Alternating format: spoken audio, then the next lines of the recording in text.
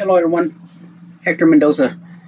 In this video, I'm going to show you how to transfer a large movie from your iPhone to your desktop. So if you have a new desktop and a new iPhone, you might have this problem. So if I go to my iPhone and I go in here and grab one of my videos, a large one, like this is a 3.35 gigabyte, and I try to bring it into my desktop, eventually this thing is going to air out. So what we're going to have to do is install Simple Transfer. It's a free app. Now you'll be in trial version. You see there it is. A device attached to this system is not functioning. Well, it is, but I have two different laptops. It does the same thing. The other one is maybe 8 months old. This one is maybe 3 years old, but they still work the same. But nevertheless, so what you're gonna have to do is get a software. Now, first, let's go ahead and hook up my iPhone so that you can see what you need to download on your iPhone. So let me connect my iPhone. Give me a second here.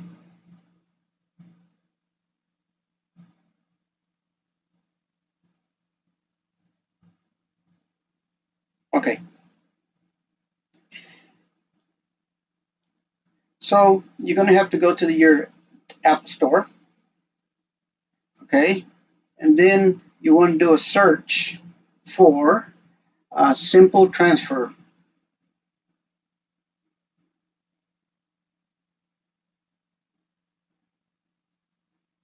And just select the first one. And you're going to get the one that says Simple Transfer Photos plus Video. Okay. This one here costs money, so we're going to use this one right here, the top one, right? So we're going to download it. We're going to open it, and you're going to hit OK when you see this dialog box. Okay. Now, when you hit continue, it's going to ask you to select a photo, right? Well, first of all, so let's do this one. That's the one that I'm having problems with, right? Now, right now, I cannot transfer that one because my computer is not hooked up to my laptop. You see right here where it says you need to install this right here, Simple Transfer .app .download. So you're gonna have to install that onto your desktop. So let's go ahead and do that. So I'm gonna go to my Chrome, and I'm gonna type SIMPLETRANSFER app/download. Now, if you're here, let's go ahead and go there. So if this didn't show up, it could be because your antivirus is turned on, right? So if you want to temporarily turn off your antivirus, you see this arrow up right here? Well, first of all, if you see it here, you can right click it. But if you don't see it here, you might have to click here, you left click, and then you see right here where it says, and mine is protected right now, but sometimes you're going to have to unprotected to download it. We're going to do that. That way it doesn't error on us. So I'm going to right click, and then I'm going to turn, you see right now it's protected on. I'm going to turn it off. All right. So here you're going to download the one you need for your particular computer. Mine is, we're going to use this one right here, Windows. Okay. So let's go ahead and download. On the left hand side, you'll see this dialog box, and once this thing goes around all the way around, then you know install. At the end, it'll start kind of like blinking off and on. Once it finished blinking, then you know it's completely downloaded.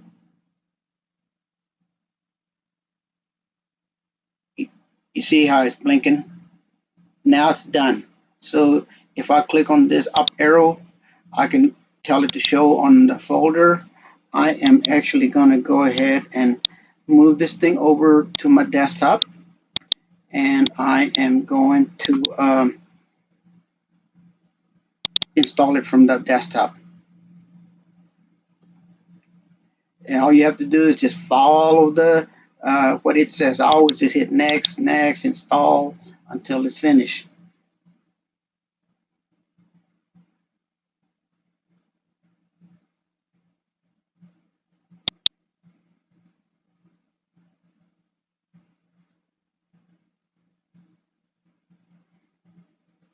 Okay, so on yours, it's probably not going to install that fast. It might, but I doubt it.